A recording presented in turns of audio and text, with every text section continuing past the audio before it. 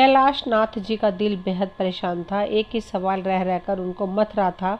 उम्र के इस पड़ाव पर वे दोनों पति पत्नी अकेले किस तरह रहेंगे? कौन भाग दौड़ और सेवा टहल करेगा उनकी? फिर बैंक के ब्याज और मकान के किराए की थोड़ी सी आमदनी से खर्चे कैसे पूरे होंगे उनके? बुढ़ापे में बीमारियां भी तो लग जाती हैं। बहू बेटों का साथ छोड़कर शायद उन्होंने ठीक नहीं किया, मगर वो भी क्या करते? दोनों बेटों में से एक भी उन्हें मन से रखना नहीं चाहता था। दोनों एक दूसरे पर डाल रहे थे। बात बात पर उन्हें जिल्लत झेलनी पड़ रही थी। उनके लिए यहाँ एक एक पल काटना मानो दुभर हो गया था। जब इसी तरह अपेक्षा से रहना है तो अपने घर जाकर क्यों न रहें, जिसे उन्होंने अपने खून पसीने से बनाया था। भले ही अकेले रहकर तकलीफ़ें उठाएंगे, पर यह एहसास तो रहेगा कि अपने घर में रह रहे हैं। अपने घर की याद आते ही वे बेचैन हो उठे। बड़ी मुश्किल से 17-18 घंटों का लंबा सफ़र तय हुआ। 27-28 साल पहले गृह प्रवेश के समय सुख का जो एहसास उन्हें हुआ था, उससे 1000 गुना ज़्यादा इस वक्त हो रहा था। उनका मकान 2 मंजिला था। नीचे की मंजिल में वो खुद रहते थे, ऊपर वाला हिस्सा किराए पर उठा रखा था। उनके आने की खटर पटर सुनकर ऊपर छज्जे में से गुड़िया झांकने लगी। 5 साल की प्यारी सी नन्ही गुड़िया, उनके किराएदार श्रुति और राघव की बिटिया। उन्हें देखते ही खुशी से किलक कर वो तालियां बजाने लगी। ओए होए, बाबा आ गए, अम्मा आ गई। वे जब तक आंगन में आते, नन्ही गुड़िया तेजी से भागती हुई सीढ़ियां फलांगती हुई नीचे उतरी और उनसे आकर लिपट गई। पीछे पीछे किलकता हुआ उससे छोटा मन्नू भी था। कैलाश नाथ जी और शीला जी उन दोनों को कसकर भींच बच्चों की तरफ फूट फूट कर रो पड़े। तब तक श्रुति और राघव भी नीचे आ गए थे। दोनों की आंखों में हैरानी के भाव थे। उन्हें समझ नहीं आ रहा था कि माँ बाबूजी गए तो थे अपने बेटों के पास हमेशा के लिए रहने के लिए, लेकिन इतनी जल्दी वापस क्यों आ गए, और वो भी बिना कोई खबर दिए, अकेले एकाएक अपना पूरा सामान लेकर। मगर माँ बाबूजी जिस तरह गुड़िया और मन्नू को चूमते हुए रो रहे थे, श्रुति और राघव कुछ न पूछ कर भी सब कुछ ताड़ गए। दोनों उनके पास आकर बैठ गए और उनके हालचाल पूछने लगे। कैलाश नाथ जी और शीला जी का मन हल्का होने के बाद श्रुति और राघव ने उनका सारा सामान उठाया और ऊपर जीने में चढ़ाने लगे। कैलाश नाथ जी ने सामान नीचे ही रखने का आग्रह किया, पर श्रुति और राघव ने प्यार से मना कर दिया कि इतने लंबे सफ़र के बाद थक गए होंगे। वैसे भी नीचे रसोई का पूरा सामान नहीं था।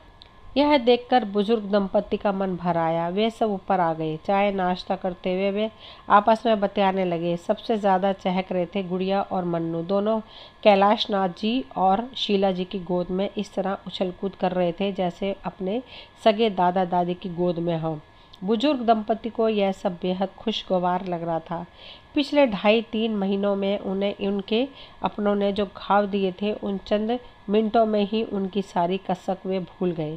मगर नियति ने शायद कुछ और ही सोच रखा था। इससे पहले कि वे आश्वस्त होकर चैन की सांस लेते, तभी गुड़िया ने बातों बातों में अपनी यह खबर दे डाली कि उसके पापा ने एक घर खरीद लिया है और वे वहीं जाकर रहेंगे। सुनते ही कैलाश नाथ जी और शीला जी जड़वंत रह गए।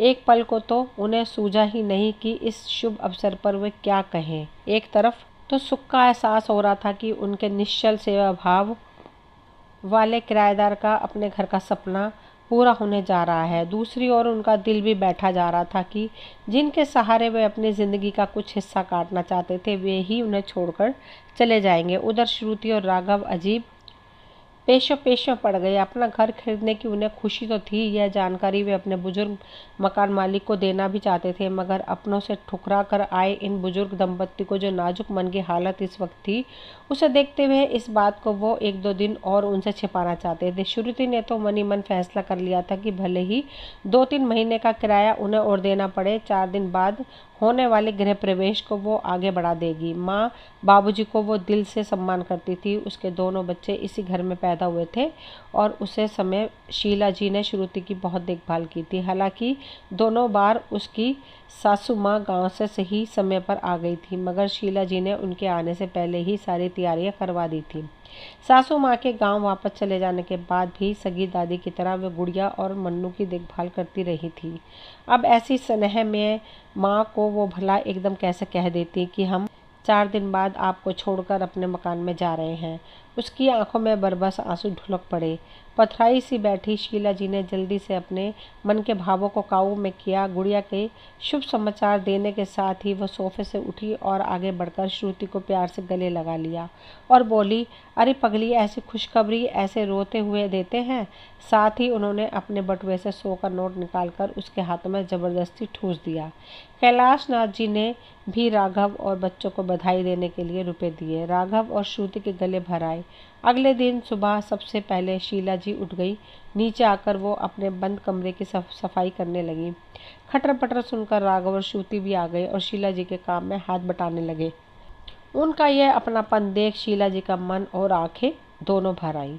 शीला जी अपनी रसोई भी शुरू करना चाहती थी, मगर श्रुति ने अधिकारपूर्वक मना कर दिया कि रसोई का लगभग सारा सामान बाजार से लाना पड़ेगा। बाबूजी तुरंत फुरत अकेले इतनी भागदौड़ कैसे करेंगे। राघव की मदद से 2-3 दिनों में सारा इंतजाम हो गया। तब तक माँ बाबूजी उन्हीं के संग खाना खाएं। वैसे भी माँ जी के हाथ का जायकेदार खाना खाए हुए 3 महीने बीत गए थे। गुड़िया तो रोज ही मुंह फुलाती थी, अम्मा जैसी सब्जी आप क्यों नहीं बनाती। मम्मी आखिर शीला जी को हार माननी पड़ी। दोपहर का खाना खाकर माँ बाबूजी नीचे आराम करने चले गए। राघव 10 बजे बैंक जा चुका था।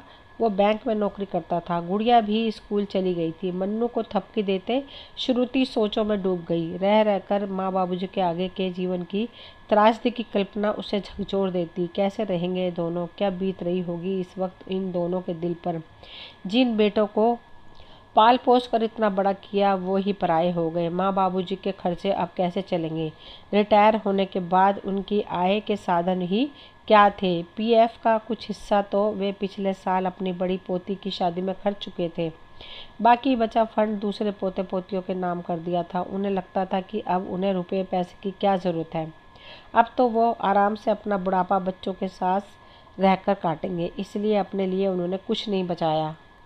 मुश्किल से 70-80 हज़ार रुपये की एफडी थी बैंक में और था यह मकान। एफडी के ब्याज और मकान के किराए से कैसे चलेगा उनका खर्च। हमारे जाने के बाद पता नहीं कैसे किराएदार आए। अगर हमारी तरह घर जैसा समझने वाले ना आए तब माँ बाबूजी की बीमारी में उनकी सेवा टहल कौन करेगा। सोच सोच कर श्रुति का कलेजा मुंह को आने लगा था। श्रुति की बेटी समझते थे माँ बाबूजी ने, दरअसल उनकी खुद की बेटी का नाम कीर्ति था। नाम इस समरूपता ने माँ बाबूजी को कुछ ज़्यादा ही जोड़ दिया था। श्रुति से अब ऐसे स्नेहिल माता पिता को छोड़कर वो कैसे चल दे। तभी नीचे टाटा सुमो के रुकने की आवाज़ आई। गांव से उसके सास ससुर आने वाले थे। श्रुति उठी और आंसू पोंछती पोंछती नीचे आई। माँ बाबूजी ही थे। श्रुति की उड़ी रंगत देखकर वे घबरा गए। श्रुति ने हाथ के इशारे से उन्हें चुप रहने का इशारा किया और ऊपर आकर उन्हें सब हाल कह सुनाया। सुनकर उन्हें भी गहरा धक्का लगा। कैलाश नाथ जी को अपना बड़ा भाई मानने लगे थे राघव के बाबूजी और उनके बहू बेटे के प्रति कैलाश नाथ जी और शीला जी का अपनापन देखकर माँ बाबूजी निश्चिंत रहते थे। गांव में रहते हुए भी उन्हें अपने बेटे बहू की चिंता करने की कभी ज़रूरत ही महसूस नहीं हुई। उन्होंने एक सुझाव दिया कि राघव उस मकान को बेच दे और खुद यहीं रहकर माँ बाबूजी की सेवा करे। कैलाश नाथ जी को जब इस बात की जानकारी हुई तो वे लोग ऐसा सोच रहे हैं तो उन्होंने इस बात का विरोध किया। उन्होंने समझाया, गहने और मकान बनवा लिए तो बन जाते हैं, वरना योजना ही बनती रहती है। इसलिए भावनाओं में बहकर अभी हो रहे काम को टालो मत। कैलाश नाथ जी की दूरंदेशी भरी सलाह के आगे सबको झुकना पड़ा और राघव के घर का गृह प्रवेश हो गया। राघव अपने घर चला गया। वो तो 2-3 महीने बाद जाना चाहता था, पर बाबूजी ने समझाया कि गृह प्रवेश के बाद घर सूना नहीं छोड़ते। राघव और श्रुति के जाते ही कैलाश नाथ जी का घर खाली हो गया। उस पर किराए से देना है कि सख्ती लग गई। पूरे 7-8 सालों बाद लगी थी यह तख्ती। अब माँ बाबूजी को बेहद सूनापन लगने लगा। बहुत बड़ा सहारा था उन लोगों से। पता नहीं अब जो किराएदार आए उनका स्वभाव कैसा हो। कैलाश नाथ जी रोज अगले किराएदार का इंतज़ार करते। सुबह से शाम हो जाती पर कई दिन बीतने पर भी कोई किराएदार नहीं आया। अब उन्हें घबराहट होने लगी थी। एफडी के ब्याज से मुश्किल था। 400 रुपये मिलने वाले थे। अगर कोई किराएदार नहीं आया तब अगले महीने का खर्च कहाँ से निकलेगा। इस किराए की आमदनी का ही तो सहारा था उन्हें। पास की नकदी भी अब खत्म होने वाली थी। बचत खाते में भी कोई बड़ी रकम नहीं थी, तो क्या अगले महीने एफडी तोड़वानी पड़ेगी? सोच सोच कर वो परेशान होते। उनकी आंखों के सामने अंधेरा छाने लगता। कितनी भारी गलती कर बैठे थे वे। उनके एक दोस्त ने समझाया भी था, ज़माना बहुत ख़राब है कैलाश नाथ जी, माँ बाप को अपनी मुट्ठी बंद रखने का दौर आ गया है। अब तो सब कुछ बच्चों के नाम मत करो, कुछ अपने भविष्य के लिए भी बचा कर रखो। तब कैलाश नाथ जी हंसकर इस बात को टाल गए थे। उनके बेटों के रहते उन्हें किस बात की चिंता। यह सब याद करते ही घबरा कर वे ऊपरी मंजिल पर आ गए। खाली कमरे भैं भैं कर रहे थे। उन कमरों में घूमते हुए, उसकी दीवारों पर हाथ फेरते हुए उन्हें वो दिन याद आ गए जब वो अपने सपनों के इस घर को बनवा रहे थे। इसकी एक एक ईंट उनकी जानी पहचानी थी। इसे बनवाते समय कितने सुंदर सपने देखे थे उन्होंने। दोनों बेटे बड़े होंगे, उनकी शादियां होंगी, नीचे एक बेटा रहेगा, ऊपर दूसरा, कितना अच्छा लगेगा। उस वक्त पूरा घर गुलजार रहेगा, उनका बुढ़ापा चैन से कट जाएगा। यह सब सोचते हुए नंगे फर्श पर बैठकर वो फूट फूट कर रो पड़े। बुढ़ापे में ये दिन भी देखने थे। तभी नीचे किसी कार के रुकने की आवाज़ आई। आंसू पोंछकर वो फुर्ती से उठे और गैलरी में गए। कीर्ति और निखिल कार से उतर रहे थे। बेटी दामाद को देखते ही उनका मन हरा हो गया। उनकी बूढ़ी थकी रंगों में जैसे जान आ गई। वो जल्दी से नीचे आए और शीला जी तब तक दरवाज़ा खोल चुकी थीं। कीर्ति अंदर आई। माता पिता की दयनीय हालत देखकर उसका कलेजा मुंह को आ गया। हाय, 3 महीने ही बेचारे कितने कमज़ोर, कितने बूढ़े लगने लगे थे। माँ बाबूजी। उसे तो मालूम ही नहीं था कि माँ बाबूजी यहाँ वापस आ चुके हैं। कल माँ बाबूजी से बात करने के लिए उसने जब बड़े भैया के घर फ़ोन लगाया तो भाभी से मालूम पड़ा कि माँ बाबूजी का मन नहीं लग रहा था, यहाँ तो वापस चले आए। कीर्ति की आंखों में आंसू बहने लगे। तो इसलिए मन नहीं लग रहा था, वो बोली। 3 महीने में कम से कम 6 बार मैंने फ़ोन पर बात की थी। माँ बाबूजी अपने ने एक बार भी इशारा क्यों नहीं किया कि आप वहाँ परेशान थे? करते कैसे बेटी? बाबूजी का गला रूंध गया। जब रहना उन्हीं के संग था तो कैसे करते शिकायत? अब कैसे कहते कैलाश नाथ जी, कैसे बताते अपनी दुर्दशा? आज सिर्फ 1 रुपया खर्च करने से पहले भी कई बार सोचना पड़ जा रहा है। उन्हें दूध तक तो बंद कर दिया है, सब्जी भी कंजूसी से खाते हैं। कितने आशंकित मन से जी रहे थे वे दोनों। एक ही चिंता खाए जा रही थी कि अगले महीने आखिरी सहारा एफडी भी ना तुड़वानी पड़ जाए। अपने सास ससुर की ऐसी हालत देखकर दामाद निखिल को भी बहुत गुस्सा आया। उसने जेब से मोबाइल निकाल लिया और बोला, अभी लताड़ता हूँ दोनों को। कीर्ति ने रोक दिया। जाने दो, क्या फ़ायदा ऐसे निठल्लों से बात करने को। उनके दिल में माँ बाप के प्रति रत्ती भर भी दर्द होता तो क्या इस तरह व्यवहार करते? निखिल कसमसा कर रह गया। कीर्ति रसोई घर में गई। वहाँ एक सरसरी नज़र डालते ही सब ताड़ गई। पलटकर उसने आंखों आंखों में निखिल को कुछ इशारा किया। निखिल भी सब समझ गया। वो तुरंत बाहर चला गया। माँ बाबूजी कनखियों से यह सब देख रहे थे। बेटी दामाद के इरादे भापते ही वे संकोच में पड़ गए। हाय, उनके रसोई का खर्च एक दिन बेटी उठाएगी, ऐसी बदहाली की कल्पना तो उन्होंने सपने में भी नहीं की थी। बुढ़ापा कैसे कैसे दिन दिखला रहा है। शर्मिंदगी से वो बेचैन हो उठे। अलमारी में 400 रुपये पड़े थे। निखिल को देने के लिए वो उठकर दरवाजे की ओर लपके। कीर्ति ने हाथ पकड़कर उन्हें वापस बैठा दिया। कहा, भागे जा रहे हो बाबूजी, कहीं रेस लगानी है आपको? बेटी कैलाश नाथ जी का चेहरा एकदम कातर हो गया। दामाद जी पैसे लेकर तो गए ही नहीं, अब भी बाबूजी? कीर्ति ने थोड़ा झुंझलाकर कहा। क्या निखिल आपके बेटे नहीं हैं? हैं, क्यों नहीं, लेकिन बेटी जरा सोच, दामाद से यह सब अच्छा लगेगा क्या हमें? और घुट घुट कर मन मार कर रहते हुए अच्छा लग रहा है आपको? कीर्ति का गला रूंध गया। रिवाजों को छोड़ो बाबूजी, 2-2 कमाओ बेटे। जब मुंह मोड़ ले तो क्या बेटी दामाद भी आंख कान बंद करके बैठ जाएं? छोड़ दे माता पिता को लावारिशों की तरह। अपनी बेटी की बात सुनकर कैलाश नाथ जी चुपचाप सिर झुकाए बैठे रहे। चाय नाश्ता करवाकर कीर्ति खाना बनाने लगी। निखिल और माँ बाबूजी भी वहीं बैठकर उसका हाथ बटाने लगे। निखिल माँ बाबूजी को अपने संग चलने के लिए मनाने लगा। वो दोनों संकोच में पड़ गए। बेटी के घर रहने की कल्पना वो कैसे कर सकते थे? उन्होंने दबे स्वर में अपनी लाचारगी जाहिर की। उनके मन की दशा समझकर निखिल ने फिर और जिद नहीं की और वो एक दूसरी योजना पर विचार करने लगा। अगर यह योजना सफल हो गई तो माँ बाबूजी पूरे मान सम्मान से रह सकेंगे, पर इसमें उसे राघव की पूरी मदद चाहिए थी। खासकर श्रुति को ही ज़्यादा समय देना पड़ेगा इसमें। खाना खाने के बाद निखिल राघव से मिलने चला गया। 4 माह बीत गए थे। दोपहर के 12 बज रहे थे। कैलाश नाथ जी और शीला जी बहुत बिजी थे। तभी बाहर एक रिक्शा आकर रुका। रिक्शे में कैलाश नाथ जी के बेटे बड़े बहू महेश और पूनम थे। पूनम ने अपनी भेदी नज़रें चौराहे से ही घर पर गड़ा दी थी। रिक्शा रुकने के साथ ही उसने घर पर नज़र डाली। बाहर ढेर सारे स्कूटर, मोटरसाइकिलें, अंदर लोगों की चहल पहल। अगर पहले से ही उसे यह जानकारी नहीं होती कि बाबूजी ने ढाबा खोल लिया है तो घर पर लोगों की भीड़ देखकर वो यही समझती कि सास ससुर में से कोई एक खिसक गया है। ईशा ने उसने दांत पीस लिए। पास बैठा महेश भी चोर नज़रों से सब ताड़ रहा था। पिछले 4 महीनों में एक बार भी उसने अपने माता पिता की खोज खबर नहीं ली थी।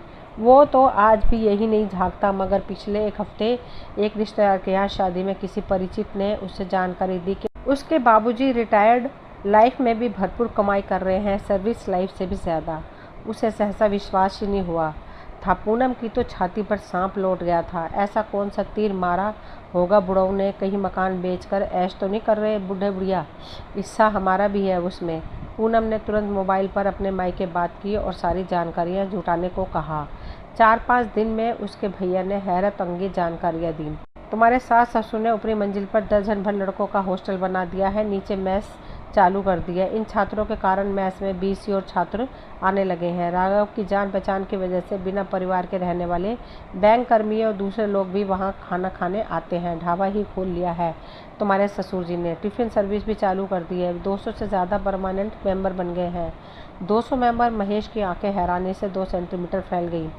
अगर प्रति मेंबर कमाई 100 रुपये भी हो तो महीने के 20,000 रुपये। बाप रे, वो तो खुद महीने के 14,000 कमाता है। पूनम गर्दन तान कर रिश्तेदारों में इसका बखान करती, मगर बाबूजी की कमाई तो इस बुढ़ापे में हाय हाय। उसके अंग अंग में ईर्ष्या की आग लग गई। उसका जवान बेटा सलील साल भर से अपना बिजनेस जमाने की कोशिश कर रहा था। 2-3 बिजनेस बदल कर भी देखे, पर सफलता दूर दूर तक नहीं हाथ लग रही थी। उल्टे 30-35 हज़ार रुपये का भी घाटा हो गया था। महेश के स्वार्थी जहन में फौरन एक स्कीम आई, क्यों ना अपने बेटे सलील को बाबूजी के साथ फिट कर दिया जाए। वैसे भी बाबूजी को सहारे की ज़रूरत होगी, थक जाते होंगे बेचारे। फैसला लेने में फिर उसने 1 मिनट की भी देरी नहीं की। पूनम को साथ लेकर वो तुरंत यहाँ आ धमका। रिक्शे से उतरकर दोनों लोहे के गेट तक आए। अंदर का नज़ारा साफ दिख रहा था। बड़े हॉल को बाबूजी ने खाने का कमरा बना दिया था। देसी ढंग से नीचे बैठकर ग्राहक खाना खा रहे थे। बाबूजी की आवाज़ बाहर तक आ रही थी। बाबूजी अपने परिवार की तरह बड़े प्यार से आग्रह करके ग्राहकों को खाना खिला रहे थे। वो घूम घूम कर नौकरों को निर्देश भी दे रहे थे। तभी एक नौकर की नज़र महेश और पूनम पर पड़ी। अंगोछे से हाथ पहुँचता वो इनकी ओर लपका। पास आकर उसने पूछा, खाना खाना है आपको? फिर सूटकेस वगैरह देखकर उसने कहा, लेकिन साहब हमारे यहाँ ठहरने का इंतज़ाम नहीं है। ठहरने के वास्ते आपको किसी होटल में जाना पड़ेगा। उसकी बात पूरी होने से पहले ही गुस्से से महेश ने दांत पीसे। अबे ओ बेवकूफ़, हमें पहचानता नहीं है? हम यहाँ के मालिक हैं। मालिक? होठों में बुदबुदाकर वो सिर खुजाने लगा। मालिक तो अंदर बैठे हैं। फिर फूल गोभी के कीड़े की तरह यह कौन एकाएक प्रकट हो गया?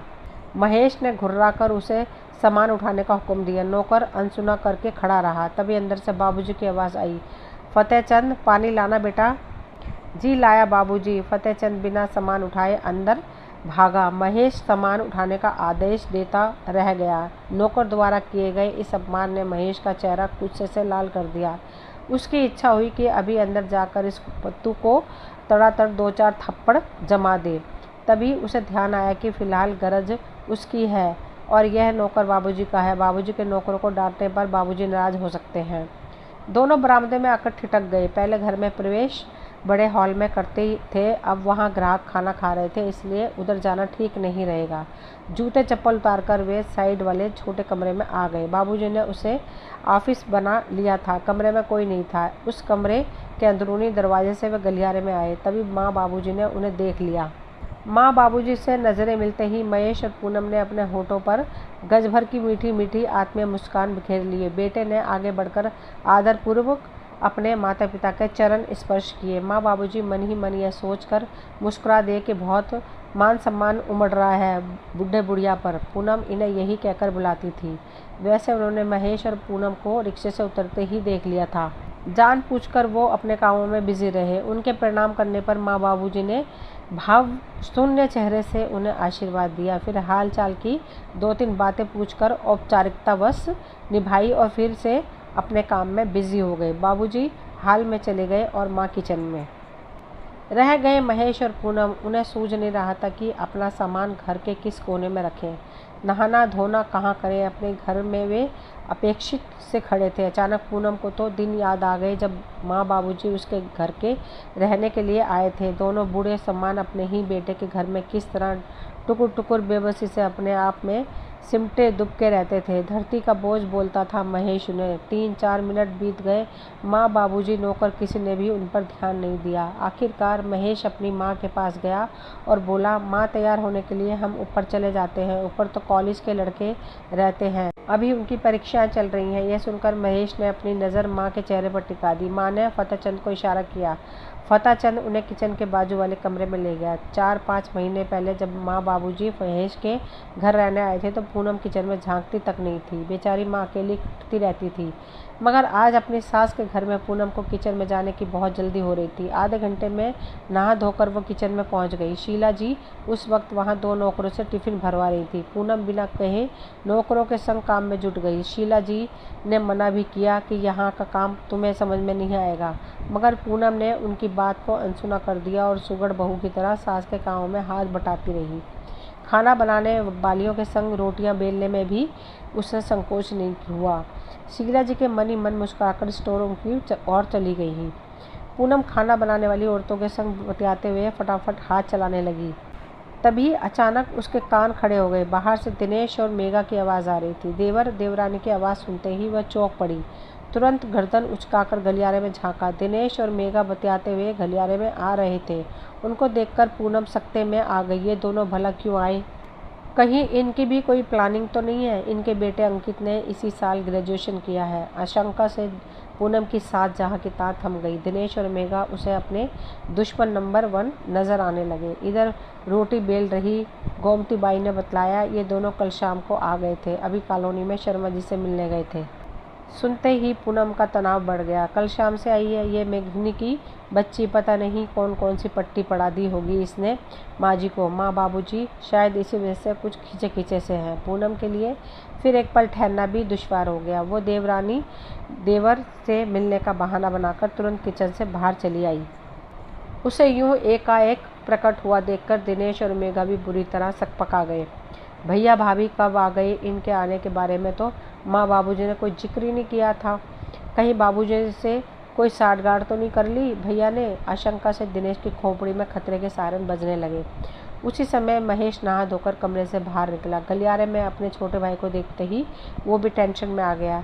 उफ, यह क्यों आ गया यहाँ? मेरी योजना पर कहीं पलीता ना लगा दे। दोनों भाई एक दूसरे के प्रतिद्वंदी बन गए थे। दोनों को एक दूसरे की मौजूदगी खल रही थी। अपने मन की दुर्भावनाओं को छिपाकर वे मुस्कुराते हुए एक दूसरे से मिले ज़रूर, मगर अंदर ही अंदर वे अपने अपने जाल बुनने लगे। दोपहर का 1 बज गया था। वे सब खाना खाने बैठे। खाना खाते हुए महेश का ध्यान बार बार घर की बदलुई काया की ओर जा रहा था।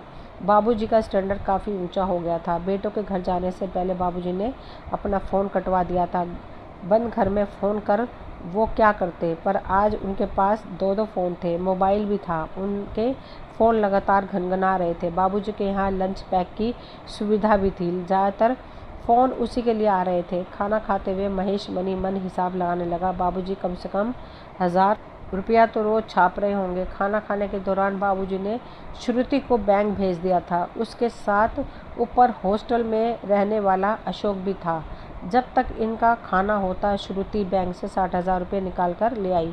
बाबूजी ऑफिस में आए। थोड़ी देर में वहाँ 3 व्यापारी आ गए। बाबूजी ने उन्हें पहले ही फ़ोन कर दिया था। श्रुति ने उन व्यापारियों का हिसाब निकाला। कोने की कुर्सियों पर बैठे महेश और दिनेश ये सब देख रहे थे। घी तेल के व्यापारी को कैलाश नाथ जी ने करीब 16,000 रुपये का भुगतान किया। महेश फटी फटी आंखों से देखता रह गया। उसका वेतन 14,000 रुपये महीना था। यही यानी कि उसकी पगार से भी ज़्यादा रुपये का भुगतान बाबूजी एक व्यापारी को कर रहे थे, और यह भुगतान मात्र 19 दिनों की सप्लाई का था।